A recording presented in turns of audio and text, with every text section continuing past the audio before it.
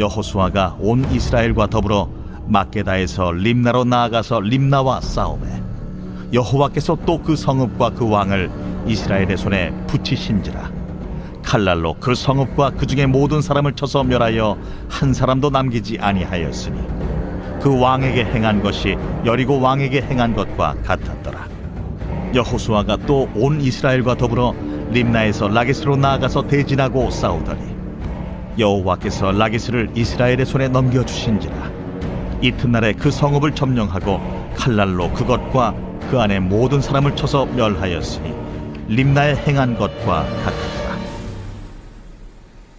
그때에 게셀 왕 호람이 라기스를 도우려고 올라오므로 여호수아가 그와 그의 백성을 쳐서 한 사람도 남기지 아니하였더라. 여호수아가 온 이스라엘과 더불어 라기스에서 에글론으로 나아가서 대진하고 싸워 그날에 그 성읍을 취하고 칼날로 그것을 쳐서 그 중에 있는 모든 사람을 당일에 진멸하여 바쳤으니 라기스에 행한 것과 같았더라.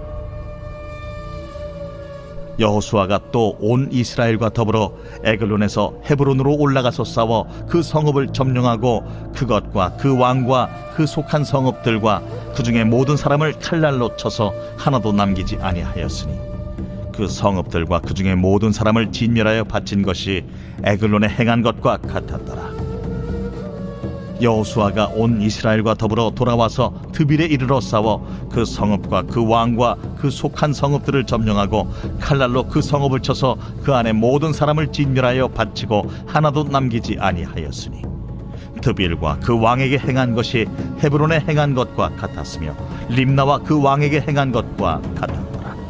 이와 같이 여호수아가 그 온 땅 곧 산지와 네겝과 평지와 경사지와 그 모든 왕을 쳐서 하나도 남기지 아니하고 호흡이 있는 모든 자는 다 진멸하여 바쳤으니 이스라엘의 하나님 여호와께서 명령하신 것과 같았더라. 여호수아가 또 가데스 바네아에서 가사까지 와 온 고센 땅을 기브온에 이르기까지 치매 이스라엘의 하나님 여호와께서 이스라엘을 위하여 싸우셨으며 여호수아가 이 모든 왕들과 그들의 땅을 단번에 빼앗으니라. 여호수아가 온 이스라엘과 더불어 길갈 진영으로 돌아왔더라. 오늘은 여호와께서 우리를 위하여 싸우셨다라는 제목으로 함께 하나님 말씀 나누겠습니다. 아이성 전투 이후로 심기일전한 이스라엘은 눈부신 연전 연승을 거두게 됩니다. 기브온을 공격해온 아모리 족속의 5개 연합군과의 전쟁에서 하나님의 기적적인 방법으로 승리를 거두었고 막게다 성읍까지 진멸하였습니다. 여세를 몰아 오늘 본문 10장 29절 이하에는 가나안 남부에 있던 림나, 라기스, 게셀, 에글론, 헤브론, 드빌 총 6개 성읍들과의 전쟁에서도 연승하는 기사가 우리가 읽은 말씀입니다. 이제 이스라엘은 이 6개의 성읍에 앞서 정복하였던 막게다 성읍까지 총 7개 성읍이 위치해 있는 가나안 남쪽 지역을 완전히 정복하게 됩니다. 7개 지역, 성경에서 숫자 7은 완전수이죠. 가나안 남부에는 더 많은 성이 있었을 것으로 추정되지만 성경은 이렇게 7개 성읍의 정복 기사를 기록하고 우리에게 보여줌으로써 이스라엘이 가나안 남쪽 지역을 완전히 정복하게 되었다라는 것을 우리에게 상징적으로 보여주고 있습니다. 여러분, 이스라엘은 무려 40년이나 광야를 전전한 민족이었습니다. 모든 면에서 전쟁을 치르기에는 악조건이었습니다. 군사력 측면에서도 변변치가 못했습니다. 가나안 땅을 차지하고 방어를 하는 가나안 거민들의 입장에서는 이스라엘 군대는 손쉬운 상대라고밖에 볼 수 없었습니다. 그럼에도 불구하고 이스라엘 백성들이 여리고성을 넘어 아이성을 넘어 이 가나안 남부 지역의 모든 성들을 완전히 정복할 수 있었던 이유는 무엇입니까? 이 가나안 정복 전쟁은 하나님이 함께 하시며 하나님께서 싸우시는 전쟁이었기 때문입니다. 10장 8절 말씀을 보시면 기브온 사람들이 원군을 이스라엘에게 요청했을 때 하나님께서 여호수아에게 이렇게 말씀하십니다. 10장 8절 말씀인데요. 그때 여호와께서 여호수아에게 이르시되 그들을 두려워하지 말라. 내가 그들을 네 손에 넘겨주었으니 그들 중에서 한 사람도 너를 당할 자 없으리라 하신지라. 이 10장 8절 말씀을 보면 특징적인 표현이 있죠. 내가 그들을 네 손에, 바로 이스라엘의 손에 하나님께서 붙이셨다, 넘겨주었다라는 표현입니다. 거의 동일한 표현은 붙이셨다라는 표현이 오늘 본문 30절에 있는데요. 10장 30절 말씀입니다. 여호와께서 또 그 성읍과 그 왕을 이스라엘의 손에 붙이신지라. 넘겨주셨다, 붙여주셨다. 여러분, 가나안 정복 전쟁은 하나님께서 이스라엘의 손에 넘겨주시고 이스라엘 손에 붙여주신 전쟁이었기 때문에 이스라엘이 능히 승리할 수 있었던 전쟁이었습니다. 마찬가지입니다. 우리도 매일 전쟁과 같은 치열한 삶을 살아갑니다. 칼날이 오고 가고 핏방울이 튀기고 포탄이 머리 위로 날아다니지만 않았지, 이보다 더한 실전을 방불케 하는 전쟁 같은 삶을 우리가 매일같이 살아가고 있습니다. 매일같이 마귀의 권세는 우리의 이 좁디 좁은 마음 속에서 우리에게 쉴 새 없이 항복을 요구합니다. 세상의 문제들은 거의 하루도 빠짐없이 우리의 마음을 매일같이 들었다 놨다 하면서 믿음을 버려라, 신앙을 잠시 접어두어라, 하나님을 믿느니 차라리 네 자신을 믿으라고 우리에게 끊임없이 도전해 옵니다. 그런데 여러분, 이 전쟁 같은 우리의 매일매일의 삶을 승리하고 이길 수 있는 비결은 무엇입니까? 하나님께서 우리 손에 저 원수들을 맡겨주시기만 하면, 넘겨주시기만 하면, 하나님께서 우리 손에 저 세상의 문제들을 쥐어주시고 붙여주시기만 하면 우리가 감당하지만 하나님께서 싸우시는, 결코 질 수 없는 전쟁을 우리가 감당하게 될 줄로 믿습니다. 주 안에 사랑하는 성도 여러분, 우리의 힘을 의지하면 한두 번 승리하는 것처럼 보일지는 모르나 종국에는 패배의 쓴잔을 분명히 마시게 될 것입니다. 하지만 하나님을 의지하고 하나님이 우리에게 전쟁을 맡겨주시고 하나님께서 우리의 손에 전쟁을 넘겨주시고 붙여주시면 한두 번 패배하는 것처럼 보일지 모르나 결국에는 영원하고 완전한 승리를 거두게 될 줄로 믿습니다. 오늘 하루도 하나님 행하실 일을 기대하면서 우리 삶 속에서 일어나는 크고 작은 전쟁들, 때론 피가 튀기고 우리 머리 위로 포탄이 날아들지만 그 전쟁을 계속해서 하나님과 함께 감당하시는 저 여러분 되기를 간절히 소망합니다. 가나안 남쪽 지역 정복 기사를 담고 있는 오늘 본문 29절 이하에는 우리가 읽은 대로 반복되는 표현이 계속해서 등장하고 있습니다. 29절 상반절 말씀해 보시면 여호수아가 온 이스라엘과 더불어, 계속해서 반복되는 반복 어구고요. 또 이 여호수아가 온 이스라엘과 더불어라는 표현은 어떤 표현입니까? 전쟁을 치르되 온 이스라엘이 함께 이 전쟁을 치렀다라는 그런 의미입니다. 그리고 30절 하반절 말씀을 보시면 그 성읍과 그 중에 모든 사람을 쳐서 멸하여 한 사람도 남기지 아니하였으니 그 왕에게 행한 것이 여리고 왕에게 행한 것과 같았더라. 즉 완전한 진멸, 헤렘의 명령을 이스라엘이 철저하게 지켰다라는 사실을 이 가나안 남쪽 정복 기사에 계속해서 반복하여 담고 있습니다.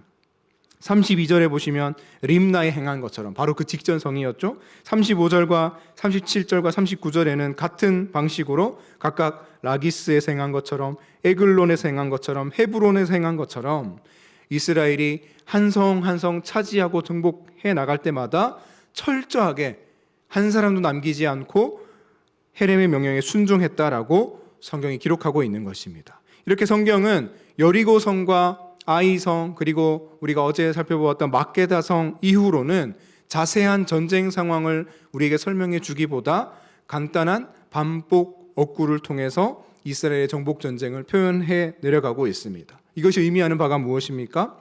온 이스라엘이 그만큼 철저하게 하나님 명령에 순종하며 이 전쟁을 치렀다라는 것을 성경이 우리에게 강조하고 있는 것입니다. 그래서 40절 말씀을 보시면 이렇게 정리합니다. 40절 말씀 같이 읽어볼까요? 10장 40절입니다. 이와 같이 여호수아가 그 온 땅 곧 산지와 네겝과 평지와 경사지와 그 모든 왕을 쳐서 하나도 남기지 아니하고 호흡이 있는 모든 자는 다 진멸하여 바쳤으니 이스라엘의 하나님 여호와께서 명령하신 것과 같았더라. 하나님의 명령대로 가나안 남쪽 지역을 완전히 정복할 수 있었다. 순종했을 때. 그 결과 42절 말씀해 보시면 이스라엘의 하나님 여호와께서 이스라엘을 위하여 싸우셨으므로 여호수아가 이 모든 왕들과 그들의 땅을 그들의 땅을 단번에 빼앗았느니라 라고 하나님의 명령에 철저하게 순종한 결과 여호와 하나님께서 이스라엘을 위하여 싸우셨다라고 성경이 기록하는 것을 우리가 확인할 수 있습니다. 여러분, 이스라엘을 위하여 싸우신 그 동일한 하나님께서 오늘 저와 여러분을 위해서도 동일하게 싸우시는 하나님이신 줄로 믿습니다. 생각만 해도 든든하시지 않습니까? 우리를 위해 전쟁을 치르신 하나님, 하나님께서 직접 나서서 싸우신다고 생각하니 얼마나 이 은혜가 놀랍고 크게 우리에게 와닿습니까? 여러분, 세상에 많은 종교가 있고 많은 신들이 있는데 이렇게 추종자들을 위해 직접 나서서 싸우는 신은 제가 알기론 흔하지 않습니다. 그런데 하나님은 우리를 위해 싸우시는 분이십니다.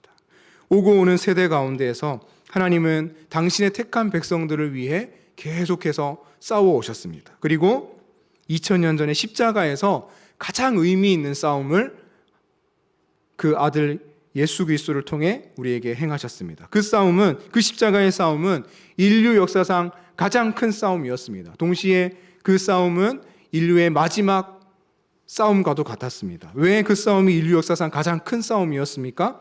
모든 인류의 죄를 단번에 해결하고 모든 인류가 당할 수밖에 없었던 죽음을 향해 영원한 생명을 선포한, 영원한 생명을 선언한 싸움이었기 때문에 가장 큰 싸움이었습니다. 또 십자가의 싸움이 왜 마지막 싸움이었습니까? 죽음을 이긴 그 십자가 은혜 아래 거하는 모든 사람은 이 세상의 모든 전쟁과 싸움의 근원이라 할 수 있는 죄, 그리고 죽음과 더 이상 사투를 벌일 필요가 없어졌기 때문입니다.